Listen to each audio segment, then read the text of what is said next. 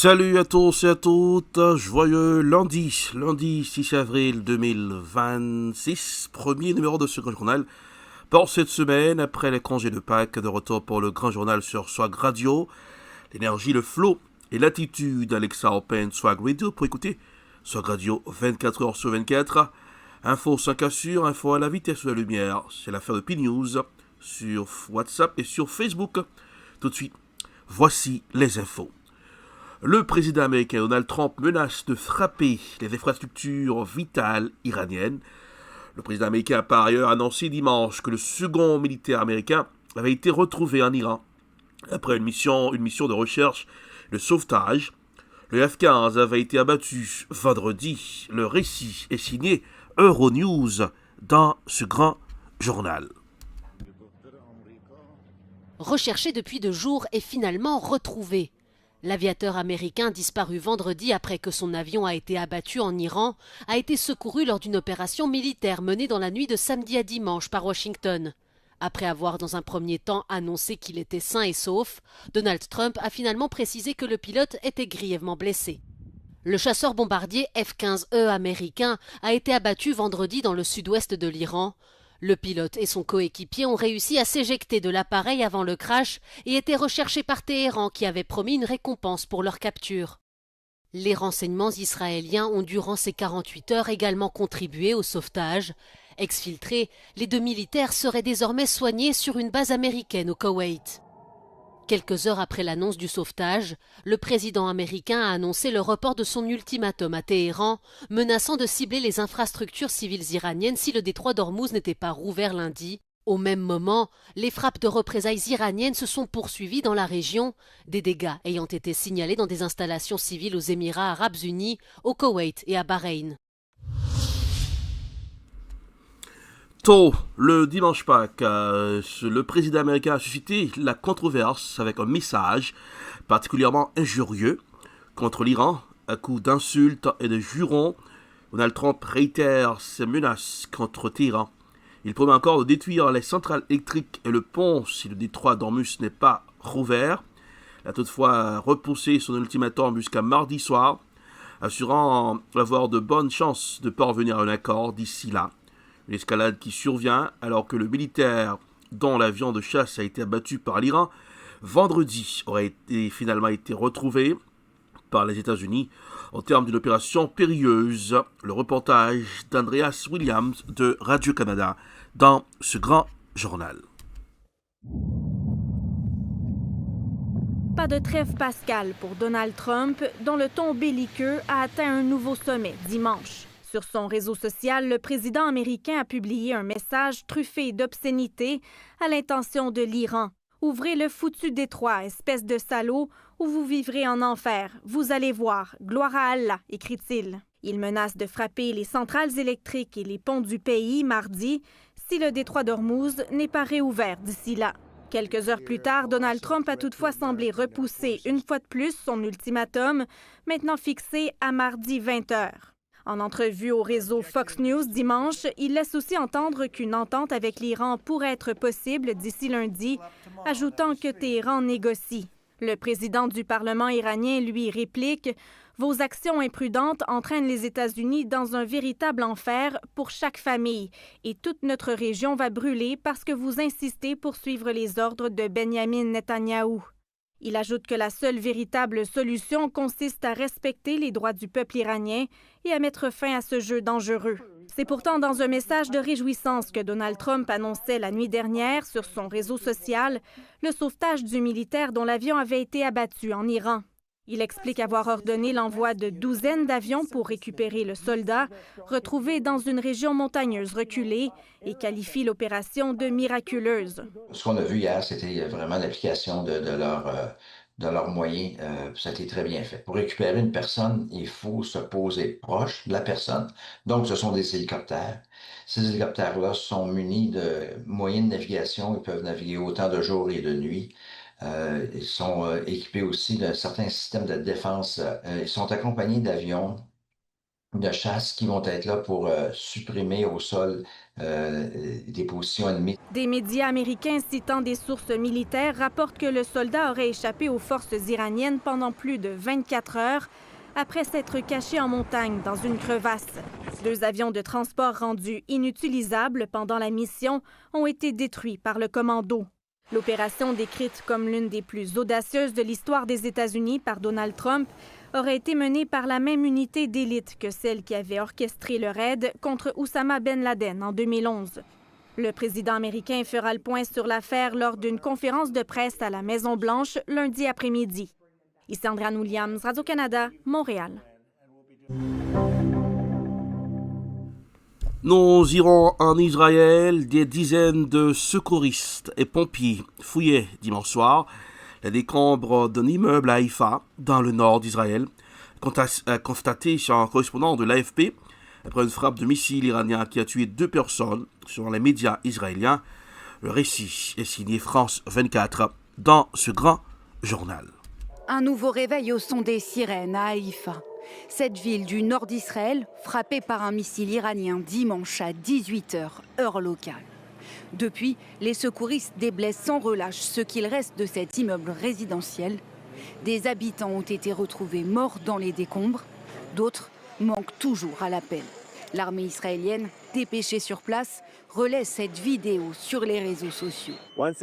Une fois de plus, le régime iranien pointe ses missiles vers des cibles civiles, visant la population civile de l'État d'Israël. Et nous avons là encore un site où les dégâts sont considérables. Vous pouvez constater les graves dégâts ici, derrière moi. Quelques minutes avant l'impact, l'armée israélienne avait bien détecté des tirs de missiles, mais n'a pas pu les empêcher, comme dans d'autres villes de l'État hébreu. Dans la région de Beersheva, une frappe iranienne a également atteint la zone industrielle de Neotovav. Le ministre israélien de la Défense promet des représailles. Tant que des tirs de missiles continueront de viser des civils israéliens, l'Iran paiera un lourd tribut qui dégradera puis finira par paralyser ses infrastructures nationales ainsi que la capacité opérationnelle de ce régime de terreur. L'armée israélienne affirme ce lundi avoir terminé une série de frappes sur Téhéran à l'encontre des cibles du régime terroriste iranien. Selon des médias d'État, elles auraient visé plusieurs zones résidentielles de Téhéran. Un nouveau réveil. Guerre en Iran, l'Égypte et la Russie préconisent une sortie de crise négociée. Le ministre russe des Affaires étrangères, Sergei Lavrov, s'est entretenu vendredi à Moscou avec son homologue égyptien Badr Abdelati. Le récit est signé Africa News dans ce grand journal. Le ministre russe des Affaires étrangères, Sergei Lavrov, s'est entretenu vendredi à Moscou avec son homologue égyptien, Badr Abdelati. Les 2 responsables ont évoqué ensemble le projet de résolution pour l'ouverture du détroit d'Ormuz. Cette résolution, qui a sans doute été rédigée avec les meilleures intentions, servira l'un des 2 objectifs suivants. Soit elle sera utilisée pour faire dérailler les perspectives de négociation naissantes et encore très fragiles, soit elle servira à légitimer rétroactivement l'agression contre l'Iran.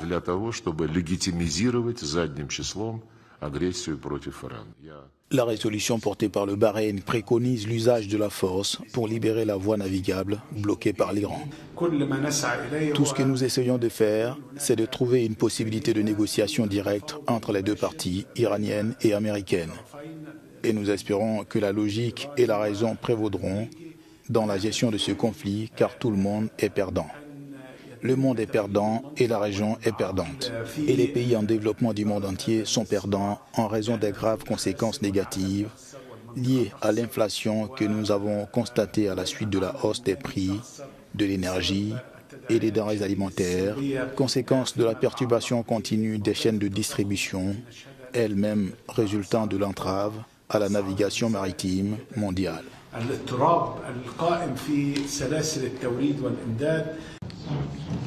L'Égypte et la Russie ont convenu d'appeler à un cessez-le-feu immédiat dans la région face à une escalade jugée préoccupante. Une partie de Téhéran est privée de gaz après une frappe israélienne. La situation est compliquée le dimanche à la suite d'une frappe contre une université qui a endommagé une installation gazière à proximité, a annoncé la télévision d'État iranienne. Écoutons un reportage dans ce grand journal. Dans le nord-ouest de Téhéran, un sifflement sourd retentit. Une conduite de gaz de l'université technologique de Sharif, la plus prestigieuse du pays, vient d'être touchée par une frappe, entraînant une coupure dans tout le quartier. À quelques mètres de là, l'université a également été endommagée. La vidéo est diffusée par la télévision d'État iranienne qui dénonce un nouveau crime de guerre. Il y a eu une grosse détonation, puis plus aucun bruit. Les frappes ont entraîné une fuite de gaz dans le quartier. Toute la nuit, les bombardements se sont multipliés sur la capitale iranienne. L'armée israélienne affirme avoir visé des cibles du régime terroriste. Aux premières lueurs de l'aube, la tour Azadi était entourée d'un épais nuage noir.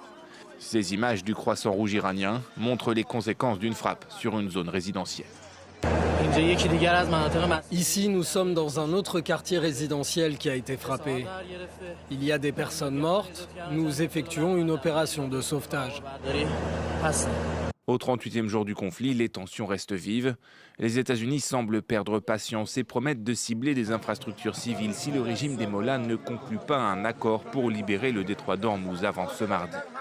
Les gardiens de la révolution surenchérissent et annoncent des représailles plus dévastatrices et étendues si les attaques contre les cibles civiles se poursuivent. Dans le nord.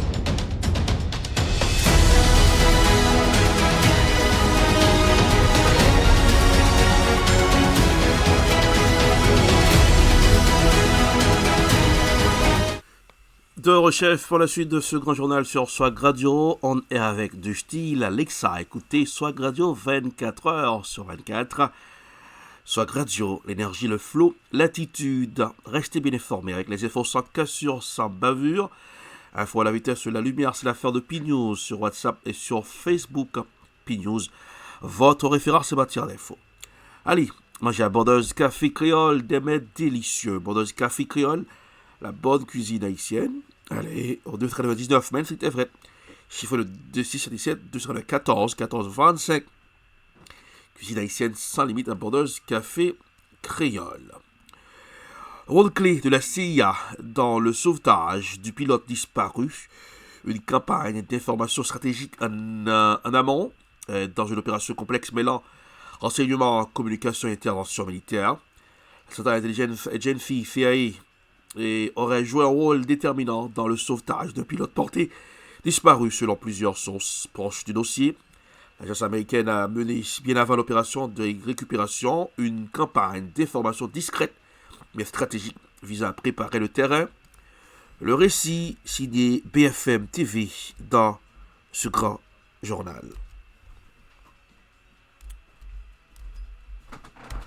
Dernière information qui a été aussi sortie par les médias américains, on apprend que la CIA a joué un rôle central dans le sauvetage du pilote disparu puisqu'elle a lancé une campagne de désinformation juste avant l'opération pour tromper le renseignement iranien en affirmant que le pilote avait en réalité déjà été secouru secrètement et qu'il quittait l'Iran. C'est à la suite de ces fausses informations que la CIA a réussi à localiser le pilote, transmis l'information au Pentagone qui a lui lancé cette opération de sauvetage. Merci Théo. Avec Corentin Guissot à Washington pour BFM TV. Ça vous fait réagir, Guillaume Ancel? Oui, parce que là, tout ce qu'on va raconter dans les jours qui viennent vont relever un peu de la fabulation. Pardon, ça m'étonnerait.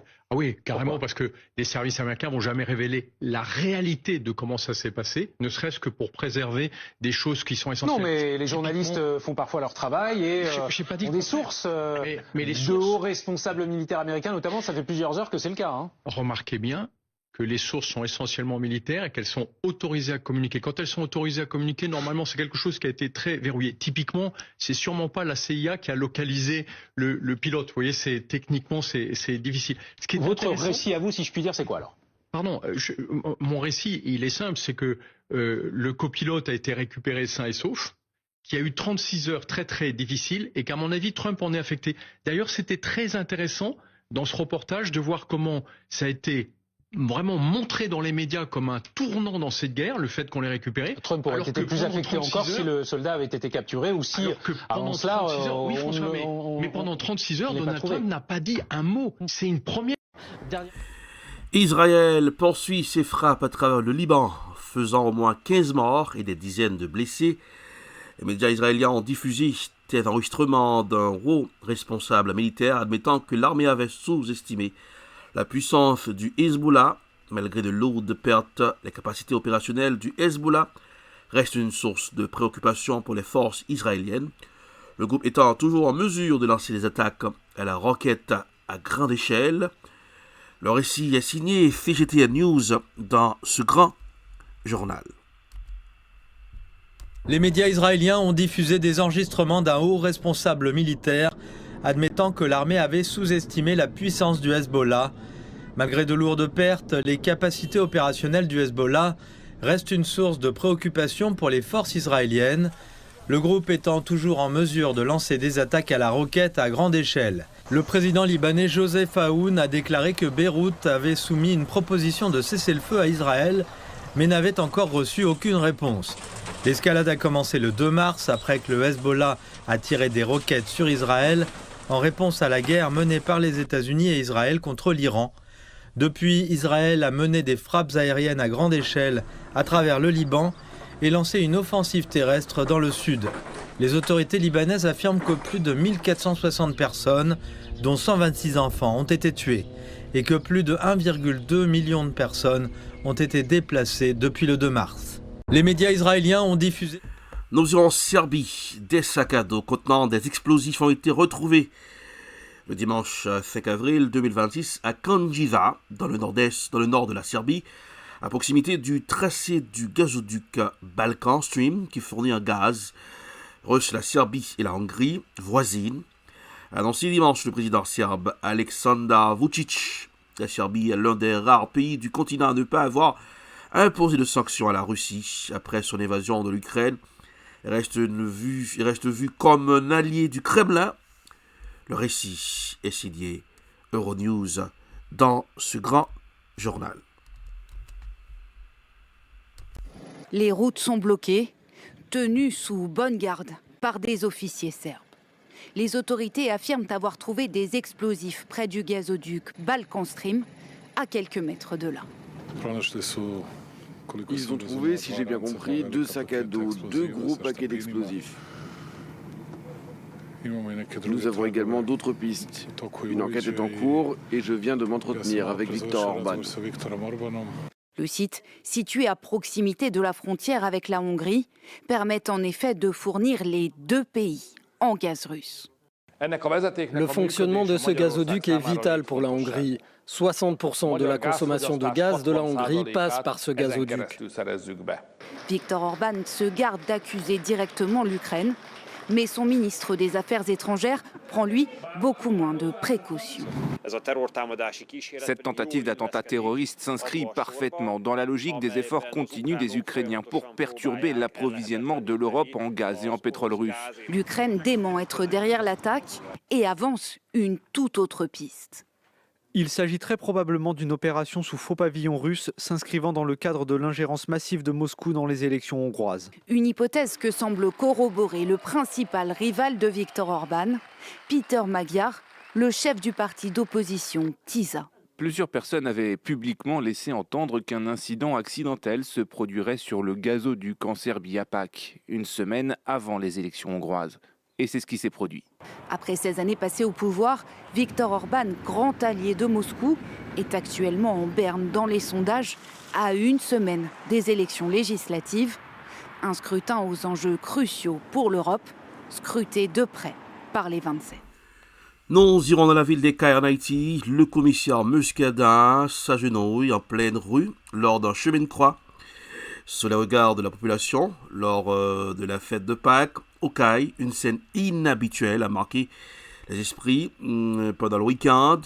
Le commissaire Muscadin s'est agenouillé en pleine rue au milieu d'une foule nombreuse à l'occasion du traditionnel chemin de croix, suscitant surprise, émotion et nombreuses réactions. Écoutons les détails dans ce grand journal.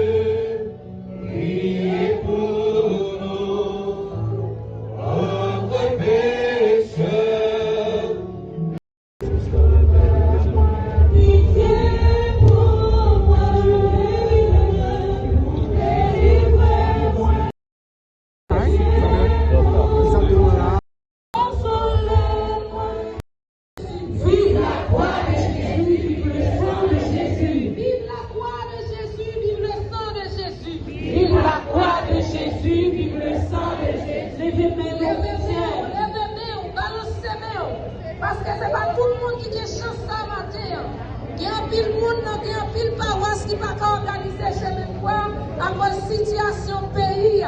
Il y a pile monde qui pas là matin parce que maladie mettait au coucher, parce que on déplacé qui de la caille à chercher la vie l'autre côté. C'est nos réseaux sociaux à suivre nous. N'a petit au matin, y en a que nous, y en a l'esprit nous et n'a la prière ensemble avec eux. Si matin ou là ou présent, c'est pour dire aïe aïe aïe. Aïe aïe aïe. Est-ce qu'on a fait nous t-shirt merci parce que c'est une tout ça pas là et nous va tout passer. Il nous lave.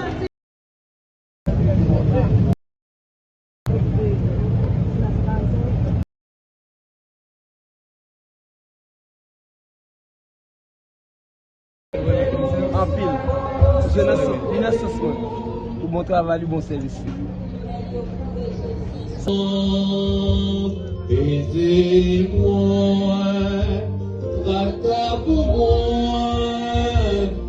Nous restons toujours en Haïti dans ce grand journal. Nous irons à Port-au-Prince. La ferveur du RERA défie la sécurité.